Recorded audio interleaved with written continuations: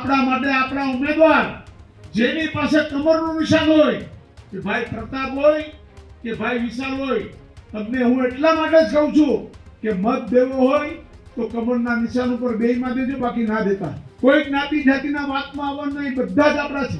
કોઈ વાતો કોંગ્રેસ પાસે કાંઈ નથી મિત્રો, કાંઈ એટલે કાંઈ નથી.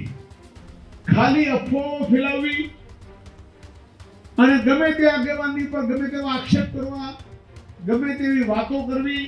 દિનુ બોગા સોલંકી કે જેમનું નિવેદન હાલ તો ખૂબ ચર્ચાનો વિષય બની રહ્યો છે. કોડીનારના આલીદાર ગામે ચૂંટણી પ્રચાર સભા યોજાઈ, જ્યાં સભામાં પૂર્વ સાંસદ દિનુ બોગા સોલંકી સંબોધન કરતા જોવા મળ્યા. ઉમેદવારોની જ્ઞાતિ જોઈને મત ન આપશો તેવી પણ વાત દિનુ બોગા સોલંકીએ કરી. ભાજપે તમામ જ્ઞાતિને સાથે રાખીને ટિકિટ વિતરણ કર્યા હોવાની પણ વાત દિનુ બોગા સોલંકીએ કરી. દિનુ બોગા સોલંકીના નિવેદનથી રાજકીય ચર્ચાઓ તેજ થઈ રહી છે. ત્યારે જ ન્યૂઝરૂમ ગુજરાતની યુટ્યુબ ચેનલને સબસ્ક્રાઇબ કરો અને ઇન્સ્ટાગ્રામ અને ફેસબુક પર ફોલો કરો.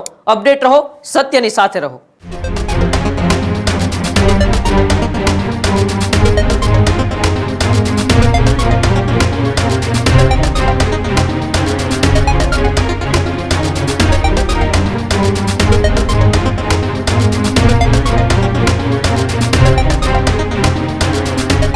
સ્થાનિક સ્વરાજ્યની ચૂંટણીનો જંગ અને એમાં પણ હવે પૂર્વ સાંસદ દિનુ બોગા સોલંકી મેદાને જોવા મળી રહ્યા છે. જ્યાં દિનુ બોગા સોલંકી કે જેમનું નિવેદન હાલ તો ખૂબ ચર્ચાનો વિષય બની રહ્યો છે. પૂર્વ સાંસદ દિનુ બોગા સોલંકી મેદાને આવ્યા છે.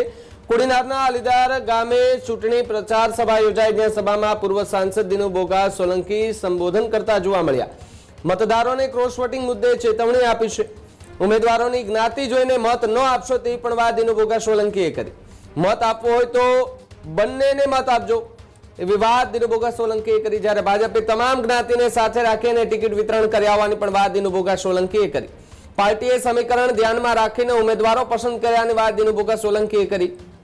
દિનુ બોગા સોલંકીના નિવેદનથી રાજકીય ચર્ચાઓ તેજ થઈ રહી છે. જ્યારે જ્ઞાતિવાદથી ઉપર ઉઠીને મતદાન કરવાની અપીલ કરાઈ છે.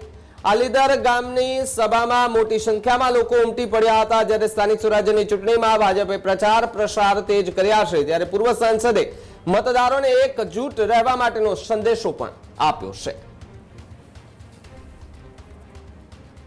માત્ર હું કારણીઓ છું, તમે અમને કારણે રાજપૂતને ટિકિટ આપો, ભાઈ મત આપો, એમાં પડતા નહીં.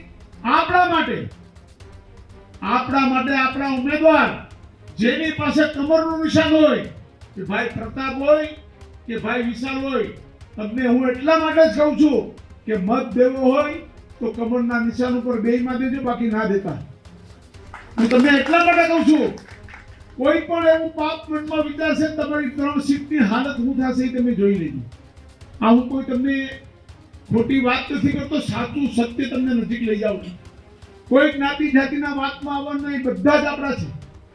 આપણે વેલણપટ્ટી પર આપણા બધાની લાડકી બેન શારદાબેન પણ કોળી સમાજની દીકરી લડી રહી છે. તમે ત્યાં પણ અમારું સરખડી, કાજ, કડોદરા, આ 3 ગામ કાળીયા રાજપૂતોમાં છે. અમે બધી દીકરીને મતો અમારાથી થાય એટલા અમે બધા અપાવવાના છે. તમારે એની પણ ચિંતા કરવા નથી.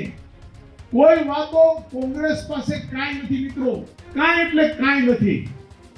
ખાલી અફવાઓ ફેલાવવી અને ગમે તે આગેવાનની પર ગમે તેવા આક્ષેપ કરવા, ગમે તેવી વાતો કરવી. મારે આપને એટલું જ કહેવું છે કે ભારતીય જનતા પાર્ટી અને આપણા સાંસદ, આપણા કેબિનેટ મિનિસ્ટર આવું સબર નેતૃત્વ આપણને ભૂતકાળમાં ક્યારેય નહીં નથી મિત્રો. હજુ સુધી તમે અમારી ચેનલને સબસ્ક્રાઇબ નથી કરી તો અત્યારે જ ન્યૂઝરૂમ ગુજરાતને સબસ્ક્રાઇબ કરો. ફેસબુક અને ઇન્સ્ટાગ્રામ પર ફોલો કરો.